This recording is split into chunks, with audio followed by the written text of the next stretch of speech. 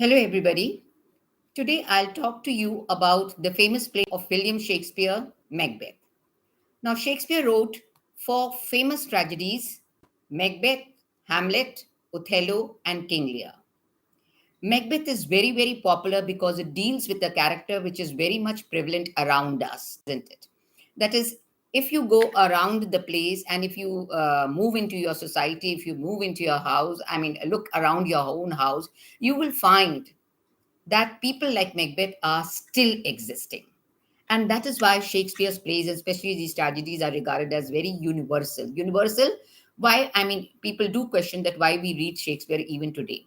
We read because we are dealing with characters who are not unfamiliar to us and who are not extraordinary, but they are very much prevalent around us. So, this today I will talk to you about Macbeth, who is the chief protagonist of the play Macbeth, written by William Shakespeare. Now, why we talk of Macbeth as a tragedy of ambition? Many critics say that Macbeth could be a tragedy of imagination, but which in fact is his strength as well as his weakness. But though Macbeth is a possessor of many great elements like bravery, valor, sensibility, imagination, physical courage, and also the dignity of bearing, he is supposed to be a good man because when we meet him in the beginning of the play, he is a great warrior. He is a loyal subject in the kingdom of King Duncan, King of Scotland.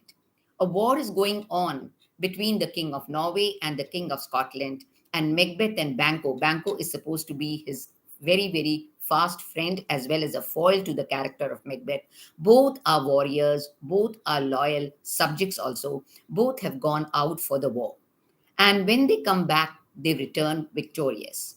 Naturally, King Duncan is very, very pleased and very thrilled to hear this news of victory from the mouth of the other character. But of course, he sends Angus and Ross and to greet Macbeth on the way before their arrival into the palace. But before this, this was an expository scene which displays the battle between the two countries. But before that, the very first scene of Macbeth, which is very, very, very important, it is a short scene of 13 lines only in which we meet the witches. We don't meet Macbeth. We don't know about the story, but we only come across these witches who are the dark elements, the supernatural elements, who utter the famous lines: fair is foul, foul is fair, hover through the fog and filthy air. Now, these very lines strike the keynote of the play, and that keynote and also the theme, that is the reversal of values. The theme is the reversal of values, meaning what appears to be fair is not fair but foul, and what appears to be foul is fair. So, you will say that why these words are important, because all throughout the play, we are subject to this reversal of values, which lead to the downfall of Macbeth. Now, Macbeth, when he returns from the war, he meets these witches before entering the kingdom of King Duncan. He meets the witches, and the witches hail him as the Thane of Glamis, as the Thane of Cador, and the king hereafter. Now, Macbeth is very much taken aback and he's very surprised to hear the three prophecies of the witches. And even before anything comes out to be the truth, any of these prophecies turn out to be the truth, except for the Thane of Glamis, because after the death of his father, he was the Thane of Glamis. But whether he is the Thane of Cador, because the Thane of Cador is alive, and of course, the most unthinkable point is to be the King of Scotland. But already his mind starts working on these prophecies. Already he starts contemplating, already he starts imagining that I am the king. He doesn't know about Cador. Of course, we learn from the battle that Thane of Cador turned a traitor because he joined hands with the King of Norway in order to reveal the truth about the forces of Scotland. And being a traitor, King Duncan had ordered execution for the Thane of Cawdor. And when Macbeth returns victorious as a Thane of, from the battlefield, Duncan hails him as the Thane of Glamis, as well as and bestows this title as the Thane of Cawdor, because now, from now on, Macbeth shall be the Thane of Cawdor because of his bravery, because of his valor, because of his goodwill, because of his loyalty and honesty. So when this one prophecy turns out to be the truth, he starts thinking, he starts associating that if one can turn out to be the truth, why not the other? Why can't I be the king? So, in the same way as I have turned out to be the Thane of Cawdor, I shall be the king hereafter. And already his imagination starts working, his sensibilities work on the emotions of his mind and heart. And he, even before he accepts this title of the Thane of Cawdor, or shows his happiness and readiness for this new title, he writes a letter to Lady Macbeth informing her about the prophecies of the witches. And when Lady Macbeth reads that letter, already she knows the mind and the heart, the will of Macbeth, her husband. She is a very devoted wife, a very loyal wife also. And as soon as she reads these prophecies, already she can see through the mind of Macbeth, because she realizes that Macbeth is already thinking himself to be the king. And if he thinks himself to be the king, naturally she will also be the queen. But she knows that Macbeth is too weak, weak hearted. He doesn't have the will to do the deed. He is too full of the milk of human kindness to catch the nearest way. That is what she says. And because he's too full of the milk of human kindness, that is because of his weaknesses, she is sure that Macbeth will not be able to become the king. So she decides that with the valor of her tongue, she is going to infuse that spirit of bravery in the heart and the mind of Macbeth.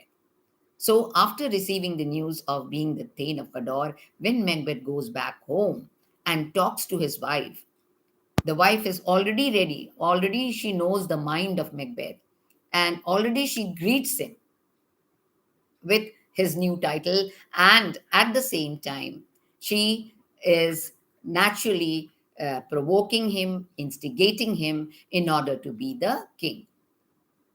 Macbeth is afraid. Macbeth, in fact, is so afraid of the consequences of the deed, because he says, why should I murder Macbeth? I mean, Duncan, because Duncan is my king. Duncan is almost like a royal father to me. Duncan has never done any bad deeds towards his subjects, towards his kingdom. And at the same time, if and when he will and Duncan, of course, announces that he, after bestowing this title upon Macbeth, he says that he will be visiting Macbeth in his castle of Inverness. And when he informs Lady Macbeth about the arrival of King Duncan, and then Macbeth says that, well, this is the most opportune time and moment for us to do the deed. But Macbeth refrains from indulging into the deed, because he says, well, he will be our guest and I will be the host. And instead of protecting my guest, I will stand with a dagger to kill him. Because if I do that, then pity like a naked newborn babe striding the blood shall blow the horrid deed in every eye.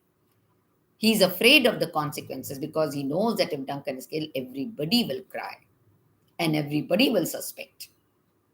So this fear is there in the mind of Macbeth. But of course, and Lady Macbeth is also ambitious, but she's ambitious only from the point of view of thinking about the prosperity of her husband, Macbeth.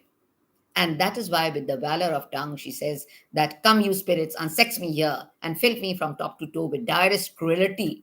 That is, she wants to become cruel. She wants to become hard, make thick my blood, so that emotions like kindness, sweetness, softness, humbleness, humility should not flow into my body. And with that spirit, I should be able to provoke and instigate Macbeth in the doing of the deed.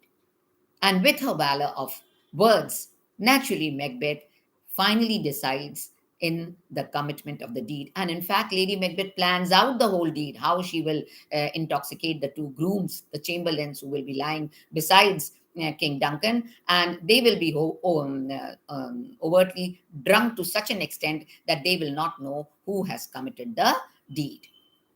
So this is how she plans, and finally she succeeds, because even though Macbeth is in a state of a trauma, Macbeth is in a state of a contradiction, because to do or not to do, as was the question with Hamlet, he is also standing with the imaginary hallucinatory dagger in front of him. Is this the dagger that points me, that leads me, that handle that leads me towards the room of King Duncan? He is in such a contradictory state. He is in a state of a turmoil. He is in a state of anxiety. He is in a state of mental perturbation. But finally, he does succeed in doing the killing.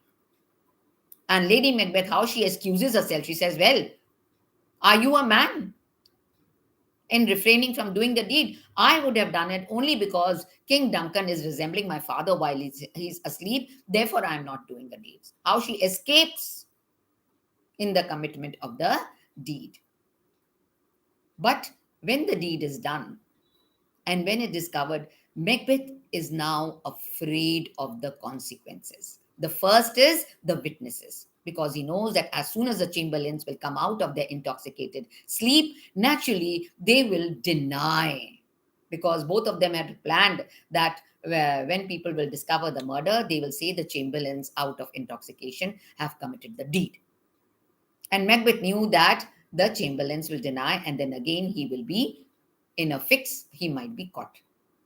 So he also goes. Lady Macbeth prompts him to go and kill the two chamberlains. So you see how, and when he was in a state of trauma, Macbeth admits that I have nothing to prompt me in the doing of the one deed, that is killing of King Duncan, except there is no sides to prick my intent except my vaulting ambition. An ambition of power, ambition of success, ambition to be the King of Scotland. This vaulting ambition undoes Macbeth, because when after the commitment of the murder of King Duncan, he realizes how he should escape from being caught. And the first sin that he commits after that major deed is killing the two chamberlains, because they will be the nearest and the immediate witnesses. He kills the two. So see how, because of one's ambition, how one bad deed leads into another, into the commitment of another bad deed. He kills the chamberlains, and the two sons of King Duncan, Dunalbain and Malcolm, the elder one, Dunalbain, the younger one, both of them escape from the kingdom, because they know that the arrow has shot, but it has not reached its destination, because the next target is going to be us. Because after King Duncan, who will be the ruler? Malcolm will be, who has already been announced as a Prince of Cumberland by Duncan. So he will be the rightful ruler to the throne. So both of them escape. Malcolm goes to England, and Dunalbain goes to Ireland. They run away. So they escape this murder. And Macbeth fails in catching up with the two sons. But then the coronation ceremony is held at Scone, and he's supposed to be crowned as the king, and he holds a banquet in order to be crowned for the subjects of the kingdom. And now, next, he knows that Banquo could be another suspect, because when the witches had prophesied for Macbeth that you shall be the Thane of Cawdor and the king hereafter, Banquo, who was standing quietly, asked the witches, "If you can prophesy for Macbeth, my friend, why don't you say the same something for me also? If you can look into the seeds of time and say which will grow and which will not, then tell me, who neither begs nor fears your favor." Then the witches had foretold that, prophesied that you will not be as great as Macbeth, but greater than him. Not as happy as Macbeth, but happier than him. That is, foretelling that his children shall be the future king. Now, see how Macbeth becomes jealous.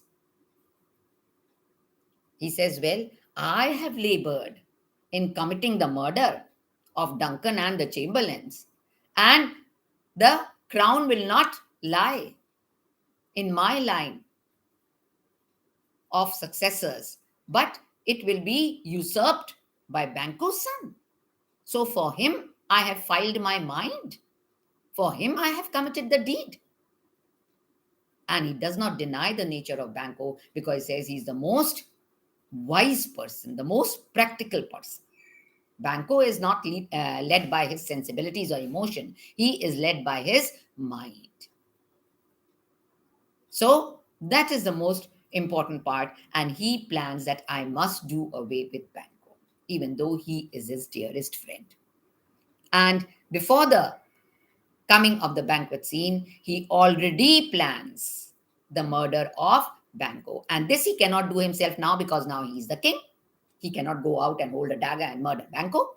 So he takes the help of professional murderers and provokes them, instigates them with the words that it is Banquo who is the cause of their undoing.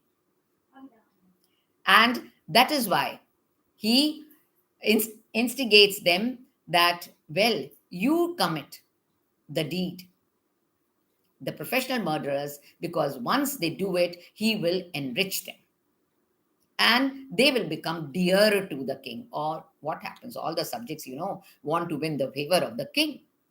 So they are ready in the doing of the deed. But he doesn't fail to say that you not only kill Banquo, but his son Fleance, because he has a fear that the Fleance is going to be the next successor. So the murderers go out in the night, in the dark night, because in Shakespeare's plays, all the evil deeds were committed in darkness. When they go out, they commit the murder of Banquo, but Fleance escapes. And this was a blow for Macbeth. When in the banquet scene, he is presiding over the table as the head of the kingdom, and the murderers come to inform him. He now starts, his imagination starts running wild. He sees the ghost of Banquo sitting on the table. Because that is his internal fear, that is psychological fear that is reflected in his mind. The others cannot see the ghost of Banquo. It is only Macbeth you can see. And he starts talking, conversing with the ghost. And he says, now I am cabin, cribbed, and confined to saucy doubts and fears. Now I cannot live in peace. I have put rancors in the vessel of my peace. So, naturally, Macbeth turns out to be a disturbed soul after that because he fails in his purpose in killing Fleance, and Banquo, of course, his dear friend, is murdered. And next, in the coronation ceremony, Macduff, who was another loyal subject of King Duncan, he refuses to come because he suspects some evil is there. And he says, well, I will not attend the coronation ceremony. And he leaves Scotland and goes to England in order to take the help of Malcolm. And together with Malcolm, he wants to raid Scotland and remove Macbeth from the throne. And because Macbeth refuses to come to the coronation ceremony, Macbeth suspects that something is going on in the mind of Macduff. So before anything happens, I must do away with Macduff. And he sends spies to find out the reason and orders them that if you don't find him, and when he comes to know he's not there, he says, go first, kill Macduff. And when he comes to know that he is not dead, he orders that go destroy his house, kill his family, everybody. So how he becomes a ruthless murderer, how he becomes steeped in his crimes because of his vaulting ambition. Lady Macbeth, and after he becomes a king, he does not pay attention to Lady Macbeth. She loses the affection and closeness of her husband as a queen of Scotland. And in fact, she becomes also so mentally perturbed that she suffers from somnambulism, that is the sleepwalking disease.